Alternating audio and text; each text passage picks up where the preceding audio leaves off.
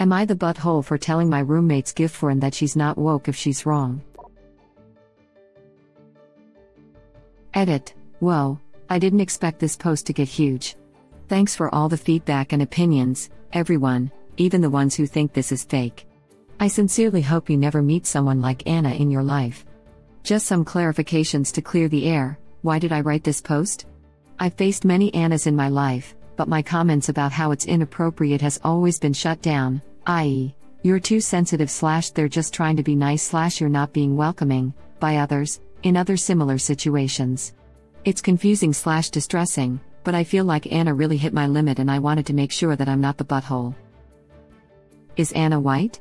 She's of mixed heritage, Caucasian and African American. I personally feel like it added another sensitive layer in this entire mix and indirectly goes back to the point above. Did I talk to her about this entire thing?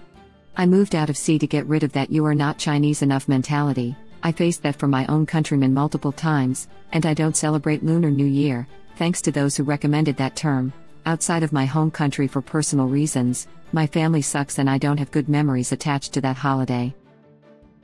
I didn't think I would need to justify / defend myself again. As for the separate incidences, not really, and that's my fault. I just told her don't do that again cause I don't like it. I should have explained to her why, and I accept responsibility for that. How did she confuse kabuki masks and think hell notes were decoration? Based on what her boyfriend said, she went to some Chinese website that sells everything and the translation was wacky, so she just thought it was all the same. The entire organ meat incident, she didn't expect me and so to eat them raw. She expected so and I to cook it cause she's seen me cook some herbal soups before. None had organ meat though. Hope that clarifies things for everyone. Husband, 28 male, and I, 25 female, are ethnically Chinese from a C country living overseas. We rent a house with significant other's college friend who moved his girlfriend, Anna, in during lockdown and she's been with us ever since, with landlord's permission, and she pays her share of bills. They're not Asians, which matters. Anna was initially nice, but started acting very weirdly a month after she moved in. Telling significant other and I that we can practice our real religion, which apparently is Buddhism, not Christianity, even though significant other and I come from Christian families. She even bought incense, which gives me migraines, and a random Buddha statue. We politely explained to her that we're not Buddhists, but she continued to insist and promised that she didn't mind. Telling significant other and I that we can speak our real language cause she overheard significant other's family talking to us in a mix of English and Cantonese. I explained to her that I can't speak Cantonese, significant other can, even though I can understand it. She was, for some reason, really disappointed in me and said that I was throwing my heritage away. Plot twist, my own father is only comfortable speaking English. Buying raw internal organs for significant other and I to cook, even though we don't eat those. I told her we don't eat that, not our thing, and she was again disappointed. She told us she read that there were lots of nice recipes and maybe we haven't found the right one to remind us of home. Significant other told her he's never eaten it ever in his life, and I've never liked it. She was really upset, but had to toss it since no one was going to eat it. Chinese New Year was when things got really weird. She started ordering decorations. I wouldn't mind, but she had ordered hell notes, the ones burned for deceased ancestors. I immediately told her to stop pasting them all over the walls because they were weirding me out. She ordered banners with significant other and my name on it, some bastardization of our legal English names, but they were written on white banners, again, for deceased people. I told her to please take it down. She got upset, again, but then ordered kabuki masks. I told her that those masks were not Chinese, and she just snapped. She started yelling at me that I should be helping her and not critiquing what she was doing. I told her she never asked. CNY is not a big deal to me, so I wasn't planning on decorating, but if she had asked, I would have helped. She never asked. I told her I don't understand her fixation with us. She said she wanted to surprise me and so, that we've been so colonized we've forgotten our roots, and that we should be embracing our culture. I told her it was a nice gesture, but she needs to stop forcing stereotypes down our throats. She could have just asked, and she's not being woke when she's getting everything wrong. She burst into tears and brought in her boyfriend. He understood where I was coming from, but thought I could have been nicer. Significant other stands by me, and now things have been tense. but I've been tolerating this for a while now and it was getting on my nerves. Not the butthole, not woke? She's straight up racist. Ask her if she'd be buying you beans and a sombrero if you were Puerto Rican. Seriously though, she needs a frank talk about what racism is. Edit, since it needs to be said, yes, I know sombreros are Mexican and not Puerto Rican. I said this because original poster received a Japanese kabuki mask. Correct. If original poster was Scottish, flatmate would be smuggling in a haggis and firing up the bagpipes, smiley face, not the butthole but flatmate is. An interesting comparison, it's made me picture, A, the odds of someone like this flatmate daring to try that twice to a typical Scot after the first one was stomped on, and, B, such efforts ending in anything other than the flatmate quickly learning their lesson. I'd offer such a person a side of burnt haggis to enjoy with their breakfast and then, badly, play the bagpipes at full volume in the kitchen to serenade them while they eat. You'd have to make some effort to burn haggis, smiley face, you normally heat it up in water. I have a friend in Scotland. Once when I visited, she joking bought one of the canned ones. We then had to go pick up her mother because she had a flat. We then did a few other things. Came back, we forgot we left the haggis on the burner. It was overcooked. Way overcooked. On our defense, we ended up being home hours later. Her dad came home at some point and turned everything off. To this day she claims it was because my American stupidity rubbed off on her that day. Wonder how they caught the haggis to can it, thoughtful face, thoughtful face. You've never seen a haggis hunt? It takes two, one person to flush the haggis out and one to catch it.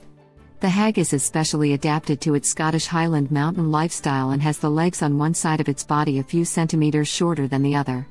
It's an ingenious adaptation for the mountainside, but it gives it one weakness in that it can only go around the hillside one way. In the haggis hunt, you have one person go up the hillside and wait for the haggis to come around the hill. Once it gets close, you jump out and scare it, so that it runs away. But because its short legs are now on the opposite side, the thing will tip over in its panic, cue the second person to stand downhill a bit and catch it with a net when it rolls down the hillside. A quick blow to the head will finish it off and it's on its way to the table, or canning plant. As a Scottish person, I love this and I'm actually crying with laughter, haha. My father is Scottish and told me this exact thing when I was a child. Laughing out loud. Don't forget you'll need traditional Scottish bait, a can of iron brew, and tin of shortbread. The best alternative is a can of Tennant's or McEwen's Export, depends on the region. Sounds vaguely like snipe hunting in the States, thumbs up, yay for sharing customs. That only works for four-legged haggis. The three-legged ones are where the real skill is required. The third leg is for if they break one of the other two falling off the hill. To be fair, as a Scottish person, that's just funny.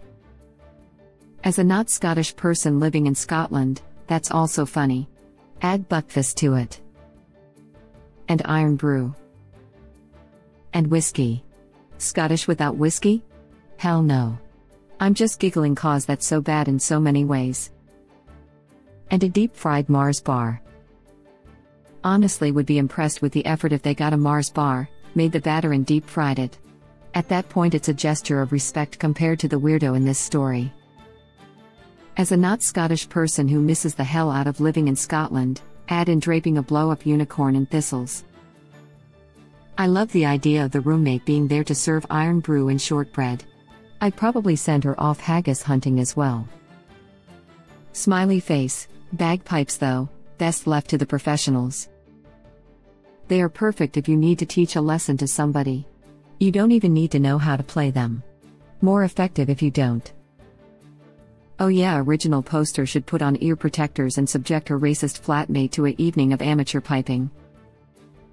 And no silly house pipes either. Full-on war pipes. Exhibit A, Friends episode with Ross playing bagpipes and Phoebe singing along while the others try, and mostly fail, to hide themselves breaking character. A friend of mine joined a bagpipe marching group and once asked me if I wanted to hear her play. I was all like, no, it's cool, you don't have to. But then she started playing and it sounded really great. I kind of felt like the butthole in that situation. If they're played well and kept in tune, bagpipes can sound really good. If they're played badly or out of tune, then they sound really bad. Source: work in central Edinburgh, which contained a large amount of amateur buskers with bagpipes, encompassing both ends of the spectrum. I am unsure how one would smuggle a haggis, but am also weirdly intrigued. You tell the flight attendant it's your emotional support haggis. Is it smuggling if you announce you have it? I've been doing this wrong the whole time. You're just hiding it in plain sight. It helps if you have an official-looking vest and ID card for it. I've got a haggis and I'm not afraid to use it. I demand that you divert this plane to Glasgow. Flight attendant: what? I can't understand a word you're saying. Do you have a non-Glaswegian to interpret for you? I just nearly spit out my drink at emotional support haggis. You have to sedate them first. Little buggers are vicious if they get agitated.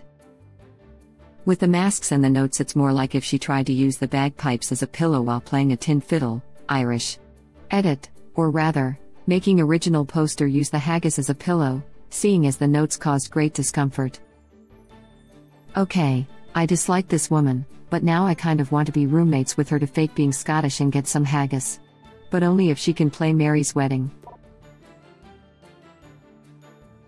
Not the butthole. So colonized we've forgotten our roots and should be embracing our culture. If someone said that to me, I'm of Indian heritage, born and raised in the UK, I'd tell them to F off. That's personal to me, and so not something that a relative stranger gets to judge about me. I'm Irish, like you guys. We have a long, dark history with invading colonizers. I'd be so annoyed at someone who is not Irish and has no real idea of our history or regions etc. telling me what Irish culture is. We get it enough already, but to have it happen in your home? No. Just no. NTA op. If she actually wanted to learn, or was curious, she'd ask questions and have conversations with you, person to person. Not whatever BS she has going on. So, I shouldn't send you a big green cutout of a shamrock? No, but you should send them your gold. If our crocs aren't full, we die. Yes, this is true. Send gold. Get the fine folk at WSB involved. The returns are great: sealess, crack, cottage pie and curses for your enemies. Can this Irish American get in on the gold collection? We can split it 50-50. I'm Jewish, I should at least get a transaction fee. You made me snort water out my nose. One of the highest and unfortunately true comments I give on Reddit. I mean, it's so crafty and racist on so many fronts. Obviously there's the whole telling you you're not Indian or Chinese enough, or not Indian/Chinese/ insert culture here in the right way to count. Then there's the white person coming in and saying that they get to be the arbiter of what parts of your culture are the good important bits that you need to interact with to appease them. Certainly there's no fun history of that there. And finally there's the more slightly subtle exclusion of you from English culture. You've been born and raised here. English culture is your culture, as much as it's anyone else's, in addition not exclusion of your Indian culture of course. But apparently not because you happen to be the wrong heritage, race, for it. To be honest, I read the post quickly, and didn't appreciate the absolute gem that was, telling So and I that we can practice our real religion, which is apparently Buddhism, not Christianity, even though So and I come from Christian families. Brilliant. Not only choosing a religion for you but also giving you permission to practice it. I can only imagine the absolute religious chaos that was happening before this girl arrived to restore order. And if she is assuming they're Chinese, wouldn't the real religion be Taoism and not Buddhism? While Buddhism isn't native to China, it's been practiced there for about 2,000 years, with a lot of really close interaction with Taoism. Flatmate's girlfriend has clearly got a lot wrong, but we can give her a pass on this bit. Edit, missing apostrophe. It's the SJW variety of white person. They're obnoxiously patronizing and to a weird degree racist in their attempt to be not racist. Regular white people don't like them either. Seriously. The only people I've met who are just like outright offensive about this stuff are the people who think they're woke.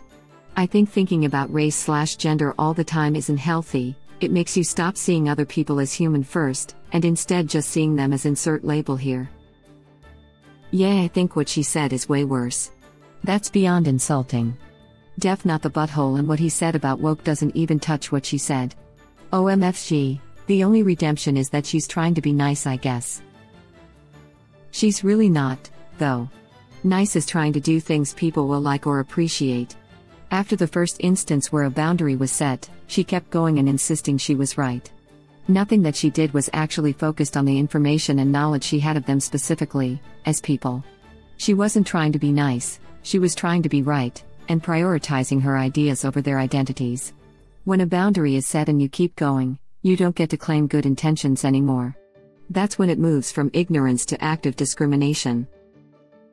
Just imagining telling someone something so abhorrent is giving me second-hand cringe.